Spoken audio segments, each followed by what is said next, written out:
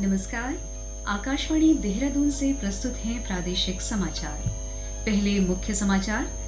प्रधानमंत्री नरेंद्र मोदी ने पर्यावरण अनुकूल विकास लक्ष्य प्राप्त करने के लिए भारत की प्रतिबद्धता दोहराई। मुख्यमंत्री पुष्कर सिंह धामी ने प्रधानमंत्री आवास योजना शहरी के अंतर्गत 101 लाभार्थियों को आवासीय भवनों की चाबी सौंपी। मुख्यमंत्री ने देहरादून में विद्युत उपभोक्ताओं के लिए स्मार्ट मीटर योजना की शुरुआत की और केंद्र सरकार ने एसएससी को परीक्षाओं के दौरान उम्मीदवारों के स्वैच्छिक आधार प्रमाणीकरण के लिए अधिकृत किया।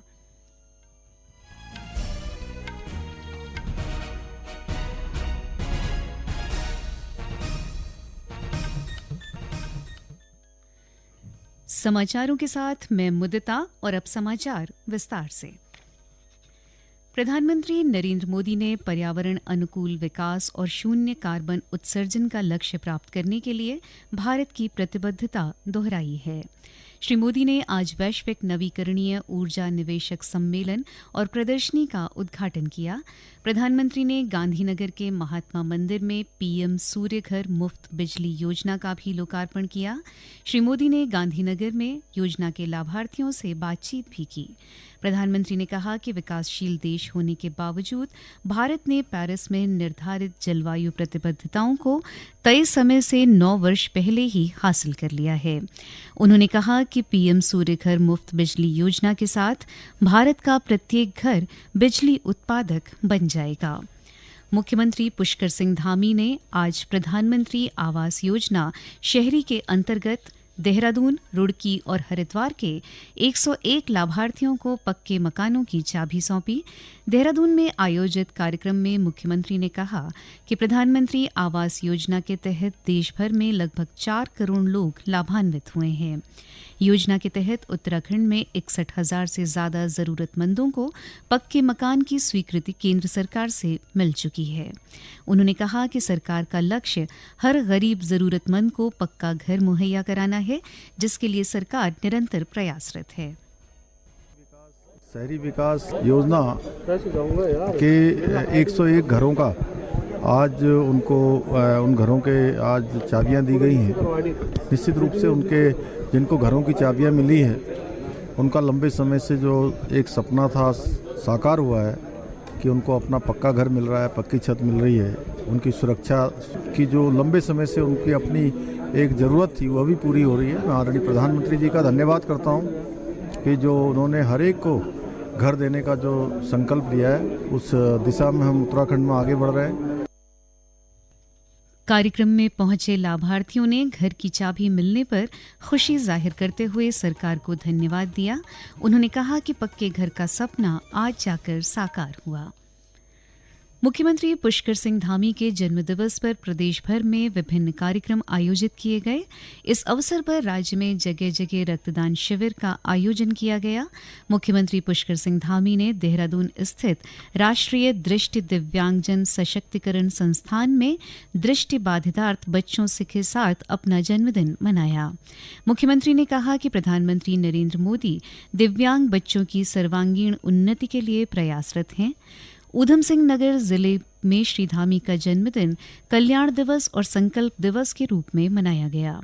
इस मौके पर नगर निगम रुद्रपुर ने एक कार्यक्रम में आर्थिक रूप से कमजोर वर्ग के लोगों को नजूल भूमि फ्री होल्ड योजना के द्वितीय चरण के तहत निःशुल्क मालिकाना हक दिया गया। साथ ही उत्कृष्ट कार्य करने वाले कर्मचारियों को सम्मानित किया। भारतीय जनता युवा मोर्चा ने मुख्यमंत्री की विधानसभा चंपावत में जन्मदिवस पर अस्पतालों में मरीजों को फल वितरित किए। उधर कोटद्वार में विधानसभा अध्यक्ष ऋतु खंडूड़ी भूषण ने पर्यावरण मित्रों को सम्मानित किया।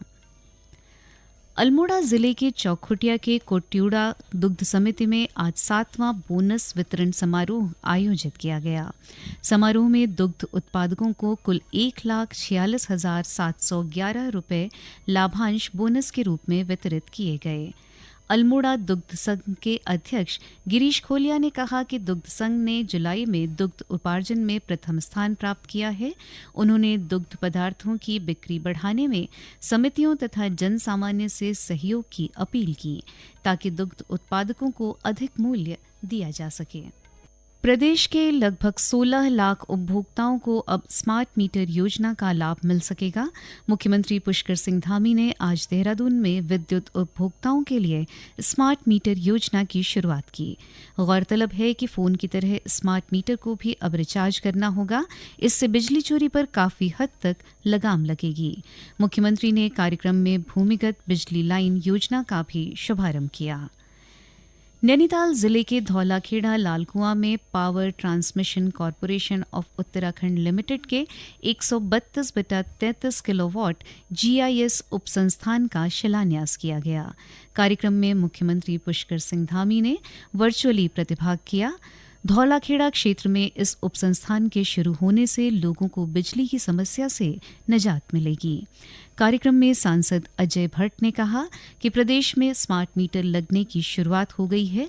इससे आने वाले समय में उपभोक्ताओं को काफी फायदा मिलेगा। केंद्र सरकार ने कर्मचारी चयन आयोग SSC को विभिन्न स्तरों की परीक्षाओं के दौरान उम्मीदवारों को स्वैच्छिक रूप से आधार प्रमाणीकरण के लिए अधिकृत किया है। कार्मिक एवं प्रशिक्षण विभाग ने परीक्षार्थियों को आयोग द्वारा आयोजित भर्ती परीक्षाओं के विभिन्न चरणों में और पंजीकरण पोर्टल पर प्राथमिक पंजीकरण OTR के समय आधार प्रमाणीकरण के लिए अनुमति दी है। एक राजपत्रित अधिसूचना में कार्मिक एवं प्रशिक्षण विभाग ने SSC को इस संबंध में भारतीय विशिष्ट पहचान प्राधिकरण द्वारा बनाए गए सभी नियम व कानूनों का पालन करने के लिए कहा है।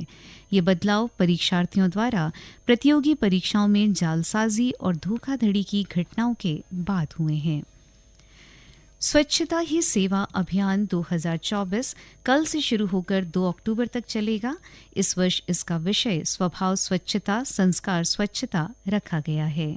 इस अभियान के तहत पर्यटन स्थलों, सार्वजनिक भवनों, व्यावसायिक क्षेत्रों, जलाशयों, चिड़ियाघरों, अभयारण्यों और सामुदायिक तथा सार्वजनिक शौचालयों सहित विभिन्न स्थानों पर श्रमदान और सामूहिक रूप से बड़े पैमाने पर सफाई की जाएगी। देश भर में केंद्र सरकार के सभी मंत्रालयों और राज्यों की ओर से इस सिलसिले में कई गतिविधियों की योजना है, जिनमें आम लोगों को शामिल किया जाएगा। रुद्रप्रयाग जिले के त्रियुगी नारायण मंदिर प्रांगण में हर वर्ष लगने वाले 52 द्वादशी मेले का समापन हो गया है। मेले के समापन के अवसर पर धार्मिक अनुष्ठान हुआ और देर रात तक सांस्कृतिक कार्यक्रमों का आयोजन किया गया। त्रियुगी नारायण मंदिर में लगने वाले मेले में हरियाली उगाई जाती है, जिसे मुख्य प्रसाद के रूप में वितरित किया जाता है।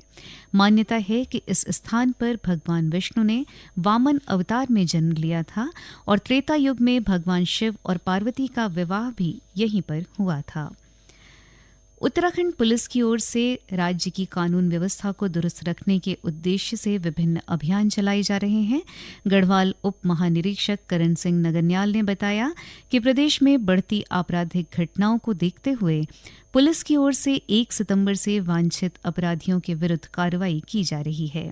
साथ ही जिन अपराधियों की गिरफ्तारी नहीं हो पा रही है, उन पर इनाम घोषित किए जा रहे हैं। श्री नगरन्याल ने बताया कि सुरक्षा की दृष्टि से पुलिस की ओर से किराएदारों के सत्यापन भी कराए जा रहे हैं। पिथौरागढ़ जिले के धारचूला तवाघाट राष्ट्रीय राजमार्ग पर चैतलकोट के पास रविवार को भारी भूस्खलन से आवाजाही अवरुद्ध है। मार्ग बंद होने की वजह से कई गांवों का संपर्क धारचूला और अन्य बाजारों से कट गया है। जिला प्रशासन ने लोगों से अनावश्यक आवाजाही न करने की अपील की है। आपदा सचिव विनोद कुमार सुमन ने बताया कि 50 से अधिक लोगों को सकुशल रेस्क्यू कर लिया गया है, जबकि अन्य लोगों को भी सुरक्षित निकालने का कार्य जारी है। पैगंबर मोहम्मद का जन्मदिन ईद मिलादुन्नबी पर्व आज देश के विभिन्न भागों में धार्मिक श्रद्धा और उल्लास के साथ मनाया गया। इस अवसर पर राष्ट्रपति द्रौपदी मुर्मू और प्रधानमंत्री नरेंद्र मोदी ने लोगों को शुभकामनाएं दी हैं। अपने संदेश में राष्ट्रपति ने कहा कि पैगंबर ने सभी लोगों को प्रेम और भाईचारे की भावना को मजबूत करने के लिए प्रेरित किया। सोशल मीडिया पोस्ट में प्रधानमंत्री ने आशा व्यक्त की कि सद्भाव और एकजुटता हमेशा बनी रहेगी और चारों ओर खुशी तथा समृद्धि होगी। अंत में मुख्य समाचार एक बार फिर। प्रधानमंत्री नरेंद्र मोदी ने पर्यावरण अनुकूल विकास लक्ष्य प्राप्त करने के लिए भारत की प्रतिबद्धता दोहराई। मुख्यमंत्री पुष्कर सिंह धामी ने प्रधानमंत्री आवास योजना शहरी के अंतर्गत 101 लाभार्थियों को आवासीय भवनों की चाबी सौंपी। मुख्यमंत्री ने देहरादून में विद्युत उपभोक्ताओं के लिए स्मार्ट मीटर योजना की शुरुआत की और केंद्र सरकार ने एसएससी को परीक्षाओं के दौरान उम्मीदवारों के स्वैच्छिक आधार प्रमाणीकरण के लिए अधिकृत किया। इसके साथ ही प्रादेशिक समाचारों का ये बुलेटिन समाप्त हुआ। नमस्कार।